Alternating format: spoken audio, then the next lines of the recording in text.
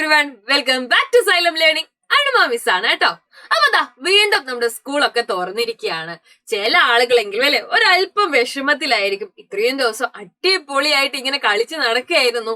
വീണ്ടും സ്കൂളൊക്കെ തുടങ്ങി, പഠിക്കാനൊക്കെ ആരംഭിക്കാൻ വേണ്ടി പോകുന്നു. അപ്പൊ വിഷമിക്കണ്ട. ഇന്ന് ടീച്ചർ മക്കളെല്ലാവരെയും കൂട്ടിയിട്ടതാ മറ്റൊരു യാത്രയ്ക്ക് വേണ്ടി പോവുകയാണ് കേട്ടോ. ഈ യാത്ര എന്തിനുള്ളതാണെന്ന് അറിയാമോ? കേരളത്തിലെ 14 ജില്ലകളെയും മനഃപ്പാഠമാക്കാൻ വേണ്ടിയിട്ടുള്ള ഒരു യാത്രയാണ്. അപ്പൊ നമ്മൾ ചുമ്മാ അങ്ങ് യാത്ര പോകുന്നതല്ല. നമ്മുടെ യാത്ര തുടങ്ങുന്നത് വളരെ രസകരമായിട്ടുള്ള ഒരു സ്ഥലത്ത് നിന്നാണ്. എവിടുന്നാണെന്നറിയാമോ നിങ്ങൾക്ക്? കന്യാകുമാരി എന്നുള്ള സ്ഥലത്ത് നിന്നാണ് നമ്മൾ യാത്ര തുടങ്ങുന്നത്. അപ്പൊ മക്കൾ എപ്പോഴെങ്കിലും കന്യാകുമാരിയെ കുറിച്ച് കേട്ടിട്ടുണ്ടോ? ആരെങ്കിലും പോയിട്ടുണ്ടോ? പറയണം കേട്ടോ ടീച്ചറോട്. കന്യാകുമാരിയിൽ നിന്നാണ് നമ്മൾ യാത്ര തുടങ്ങുന്നത്. കന്യാകുമാരി എന്ന് പറയുന്നത് അല്ലെ നല്ല രസമുള്ള തമിഴ്നാട്ടിലെ ഒരു പട്ടണമാണ്. കടലിന്റെ ഭംഗിയൊക്കെ നല്ല രീതിയിൽ ആസ്വദിക്കാനും സൂര്യോദയവും സൂര്യാസ്തമയവും ഒക്കെ കാണാൻ വേണ്ടിയിട്ടും ആളുകൾ എന്ത് ചെയ്യാറുണ്ട്? കന്യാകുമാരിയിലേക്ക് പോകാറുണ്ട്. ഇനി നമ്മൾ നോക്കാൻ വേണ്ടി പോകുന്നത്, നോക്കണേ എല്ലാരും ശ്രദ്ധിക്കണേ. നമ്മൾ നോക്കാൻ വേണ്ടി പോകുന്നത്, നമ്മുടെ യാത്ര ഇപ്പൊ കന്യാകുമാരി എന്ന് തുടങ്ങിയല്ലോ. നമ്മുടെ യാത്ര എങ്ങോട്ടേക്കാണെന്ന് അറിയാമോ നിങ്ങൾക്ക്? നമ്മൾ പോകാൻ വേണ്ടി പോകുന്നത് ബേക്കൽ കോട്ടയിലേക്കാണ്. ആർക്കെങ്കിലും ബേക്കൽ കോട്ടയെ കുറിച്ച് അറിയാമോ? ശ്രദ്ധിക്കണേ, ഇതാണ് നമ്മുടെ ബേക്കൽ കോട്ട. ബേക്കൽ കോട്ട സ്ഥിതി ചെയ്യുന്നത് എവിടെയാണെന്ന് അറിയാമോ? കേരളത്തിലെ കാസർഗോഡാണ് ബേക്കൽ കോട്ടയുള്ളത്. എവിടെയാണ്? കേരളത്തിലെ കാസർഗോഡ്. അപ്പൊ നമ്മുടെ യാത്ര നോക്കിക്കേ നിങ്ങള്, തമിഴ്നാട്ടിലാണ് കന്യാകുമാരി ഉള്ളത്. ഈ തമിഴ്നാട്ടിൽ നിന്നാണ് നമ്മൾ യാത്ര ചെയ്യുന്നത്. അതും എങ്ങോട്ടേക്ക്? കാസർഗോഡേക്ക് അല്ലെ, കാസർഗോഡേക്ക്.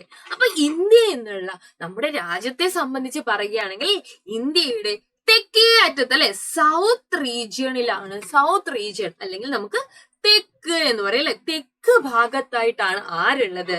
നോക്കിക്കേ, കന്യാകുമാരി ഉള്ളത് അല്ലെ, കന്യാകുമാരി.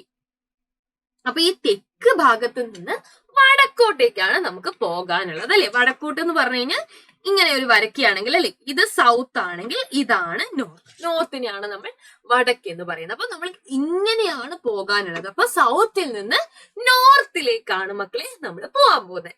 അപ്പൊ നമുക്ക് നോക്കാവേ. നമുക്കിതാ തിരുവനന്തപുരത്ത് കൂടെ യാത്ര ചെയ്യണം, കൊല്ലത്തിലൂടെ യാത്ര ചെയ്ത് ഇങ്ങനെ വേണം നമുക്ക് കാസർഗോഡ് എത്താൻ. അപ്പൊ മക്കളെ എല്ലാവരും ടീച്ചറുടെ കൂടെ പാടണേ. നമുക്ക് കേരളത്തിലെ 14 ജില്ലകളിൽ പഠിക്കാം.